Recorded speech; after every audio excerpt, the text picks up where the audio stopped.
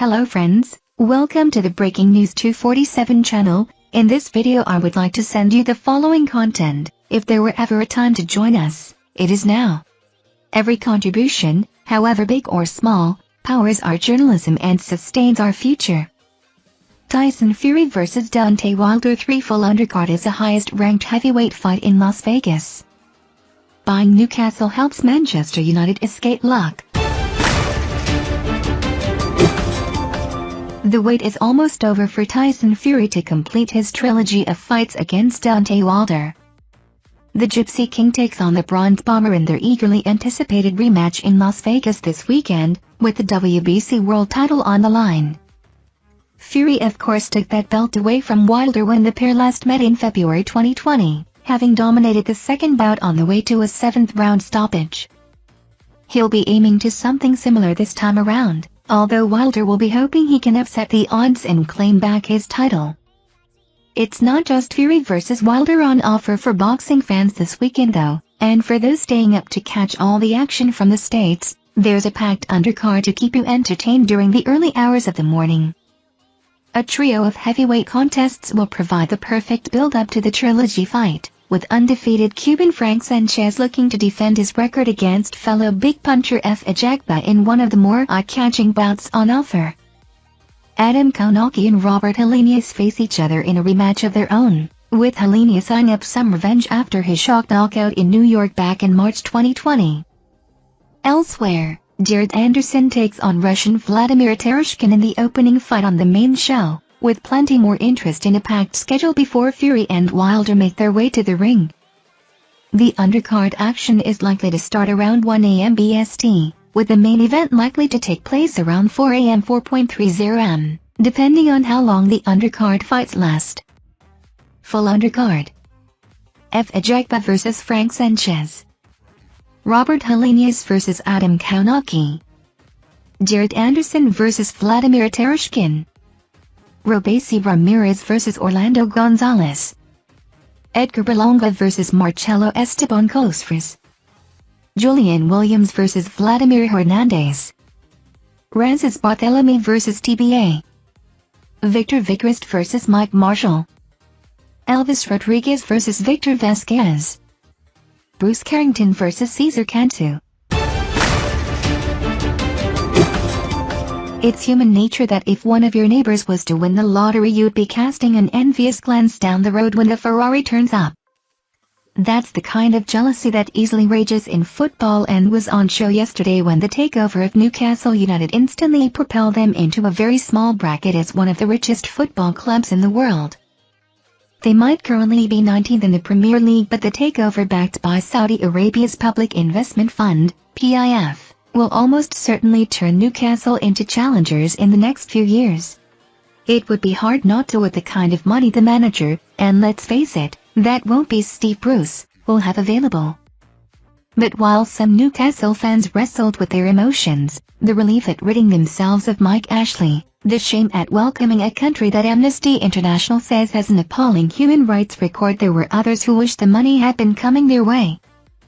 Most of the concern among some of Manchester United's online fan base centered on the threat Newcastle could soon pose to them, but over the years there's also been a willing cohort desperate for Saudi Arabia to rid them of the Glazer regime.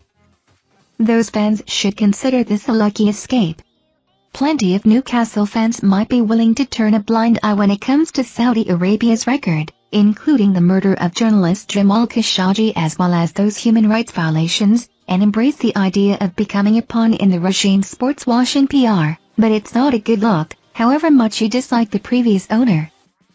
There have been reports that a Saudi-backed consortium was eyeing up a takeover at United since 2018, although in truth there's never been the slightest hint that the Glazers were willing to sell. Some of the speculation has been the result of smoke that was presumed to be coming from a fire. In August 2018, Avram Glazer was at the Future Investment Initiative conference in Riyadh. Then in 2019, director Richard Arnold was pictured shaking hands with Saudi delegates while in the country. But Arnold knows the son of bin Salman, since he used to work in telecommunications, and in 2017 United did sign a memorandum of understanding with Saudi Arabia's General Sports Authority to develop the football industry in the Gulf state. With reports of a Saudi Arabian PIFing a United takeover, there were always going to be plenty of fans happy to revel in it, won over by the lure of lucre and the idea of a shortcut to success. But there were more that were well aware what a relationship with Saudi Arabia would do to Manchester United's traditions and history. Nobody is suggesting the Glazers are perfect owners. We only need to rewind to April to see the enmity that exists between some fancy owners, but even with their debt-laden takeover, they are preferable to being state-owned, especially when that state is Saudi Arabia. When reports of the PIF buying 80% of Newcastle first surfaced last year, an online fanzine covering the club accused Amnesty International, the world's leading human rights organization, of pulling a publicity stunt when criticizing the Saudi Arabia regime.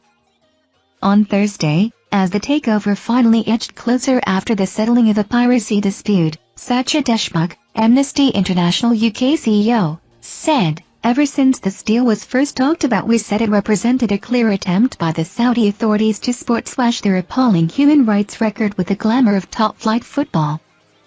Saudi ownership of St. James Park was always as much about image management for Crown Prince Mohammed bin Salman and his government, as it was about football.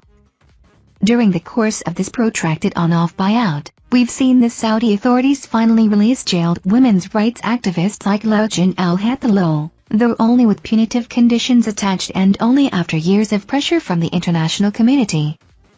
Under Mohammed bin Salman, the human rights situation in Saudi Arabia remains dire, with government critics, women's rights campaigners, Shia activists and human defenders still being harassed and jailed, often after blatantly unfair trials.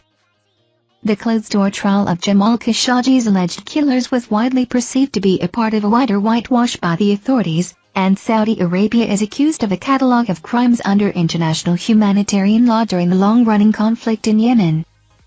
Instead of allowing those implicated in serious human rights violations to walk into English football simply because they have deep pockets, we've urged the Premier League to change their owners and directors test to address human rights issues. The phrase human rights doesn't even appear in the owners and directors test despite English football supposedly adhering to FIFA's standards. We've sent the Premier League a suggested new human rights compliant test, and we reiterate our call on them to overhaul their standards on this.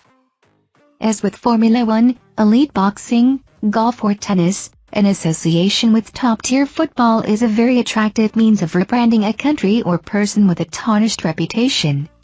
The Premier League needs to better understand the dynamic of sports washing and tighten its ownership rules. Such is the tribal nature of football and the desperation for success, there will be enough Newcastle fans willing to put their fingers in their ears and claim they're being unfairly picked on. But the truth is that as bad as Mike Ashley was, it's sometimes better the devil you know. From Sports Direct to Saudi Arabia is not a good move.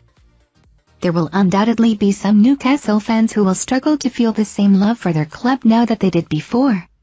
Trophies will follow, but, for those fans, will they matter? It just won't be the same. That's a lucky escape for those United fans who hoped that Saudi eyes would stay trained on their club for long enough to oust the Glazer family. Thank you for watching our videos. Subscribe to our channel to get notifications when we post newest videos. Thank you and goodbye.